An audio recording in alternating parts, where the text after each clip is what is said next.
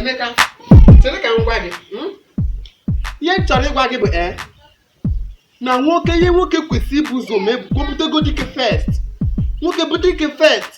Rụọ ụlọ. Ọ ga-amagodo ụlọ n'ọrụ n'obodo a. Rụọ ụlọ n'obodo anyị a, rụọ n'obodo ndị ọcha. Then bụrụ ezigbo ike bute Benz. Ọ bụ na ọ ga-adị possible nwetakwa private jet before ọ bịa chọọ nwaanyị ọ ga-anụ. Because ọ bụ na ịnwe anụ nwaanyị ọ bụla ịkọtara ego nwaanyị man.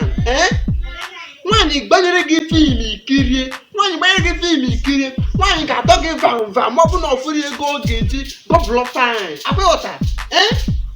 So ọ bụ ka m gwa gị o butegodi ike first. Rapụ ihu nwaanyị piom mee na-eme my man. Nwa nwere ọkwa time fụ m nwaanyị m ga-akpatagodi ego sef butegodi ike ụfụ nwaanyị ọ bụ na o mefuke sensị si a na wabe nna ya o ghọtago.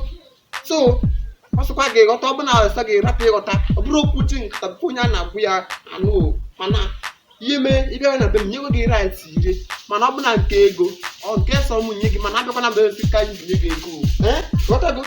So ọbịba ahụ